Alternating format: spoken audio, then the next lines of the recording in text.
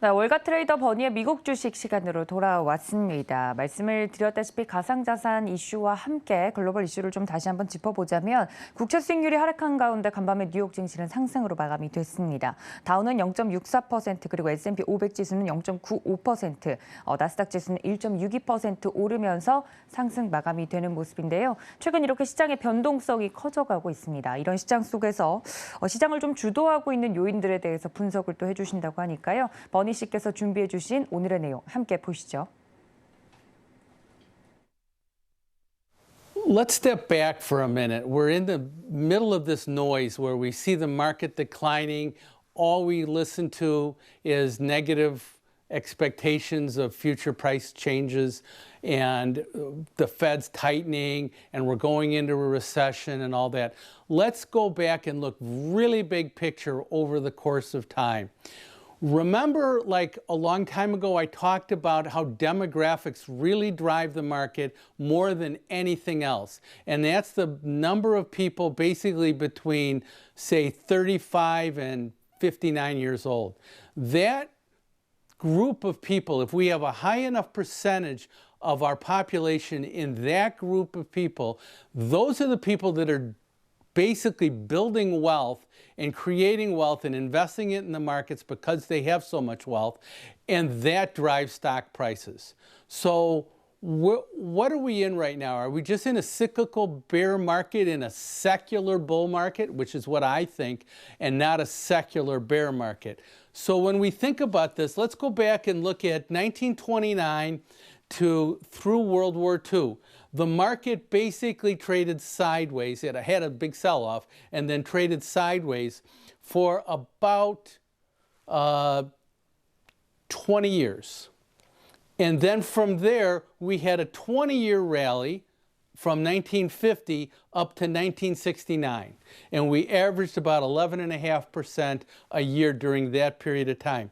Yes, there were good buying opportunities, 1932, 1942, once we realized that that we were probably going to win the war at some point in time, World War II.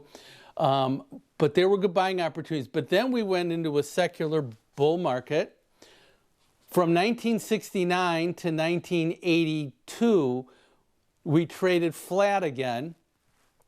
And we had buying opportunities, yes, and then we rallied for another 1982 to basically 2000, another 19 years where we averaged 15.5% a year.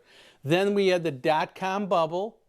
We rallied back up to the highs, and then we had the mortgage crisis in 2008. And then once we took out those highs, we've been averaging 15%, just like we had right here, but we've only done that for about 10 years. So I think we've got another 8 years, and I've talked about this before.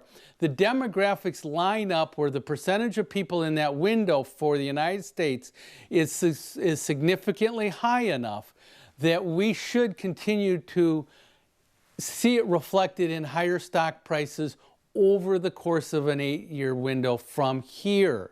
And that would make 19 years total, very similar. So the demographics here were terrible. Okay, and World War II didn't help. Then we had the baby boomers, okay, and baby boomers are generated by people that are 30, 35, 38 years old, that sort of thing. And then we had a period that was flat where also the demographics didn't favor us again, and probably because we lost some people during the Vietnam War towards the late 60s, that sort of thing. And then we start to go back up again. And our demographics faded for a little bit, but they've picked up again. And that's all the millennials are getting into that age group that's now being able to generate significant wealth. So big picture, I still think that we're in a secular bull market that has more time to go because the demographics are strong and technology is advancing at such a fast level. Right here, we've got all this exposure in terms of improved technology, the iPhones, the networking, all that sort of thing. Right here, we had the laptop computer. so everybody could have a laptop. Back here, we had the beginning of the computer industry. So all of these things have all had technology associated with them. And I think that's what we're going to see again this time. So that's the big picture.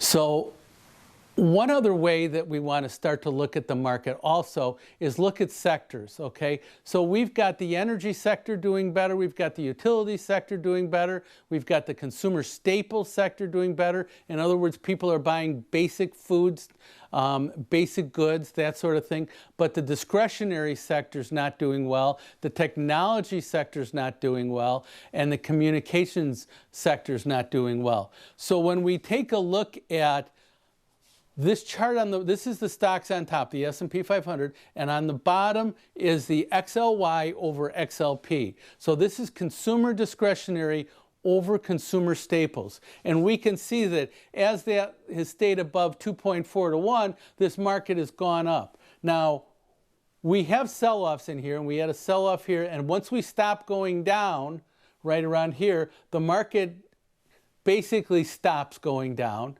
Okay, and then once we start to turn up, even though we're not positive yet, the market has started to identify that. So what I'm looking for right now, and we've seen that this has been a significant genesis for our move down. I want to see that ratio start to turn.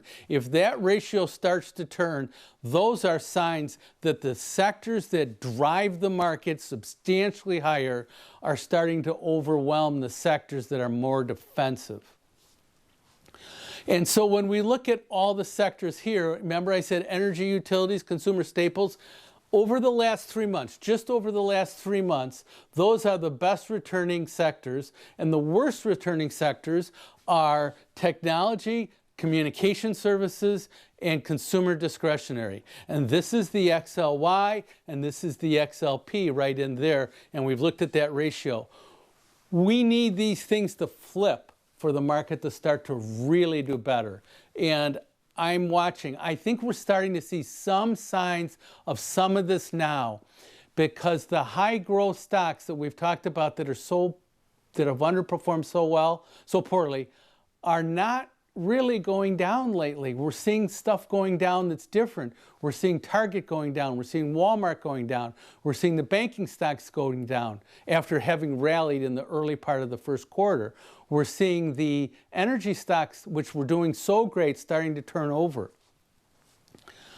Now, we talked about Target, so consumer staples, some of these stocks are going down. So what we saw was an unbelievable rally in Target, okay, from the bottom of the market in COVID all the way up. Then we had this big sell-off into late January, and then the market starts to go back up again. So we went from almost 180 to almost 250, which is a pretty significant move.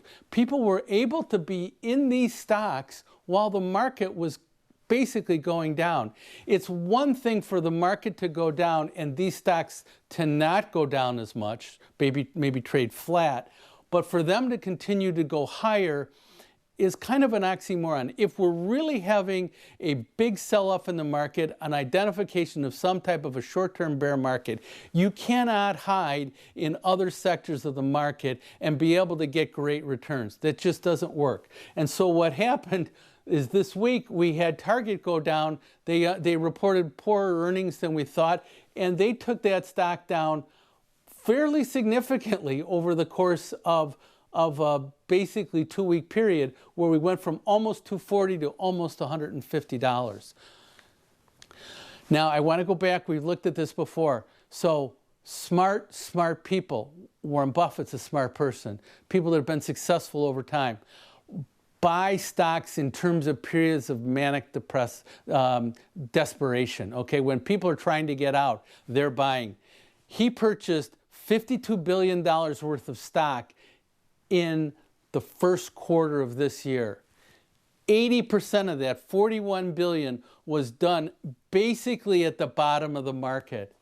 That's a smart person. When the market sells off and it looks terrible and we see all these new lows, making significant new lows, and we see everybody concerned about the Fed, Warren Buffett is buying these stocks in here. He didn't buy stocks last year as we were going higher, and he was underperforming the stock market. Well, if we don't look at it over a 30-day, 60-day, 180-day window, Warren Buffett does great. And he does it because he does things like this. When Goldman Sachs had their problems, he basically bought Goldman Sachs at prices that were unbelievable.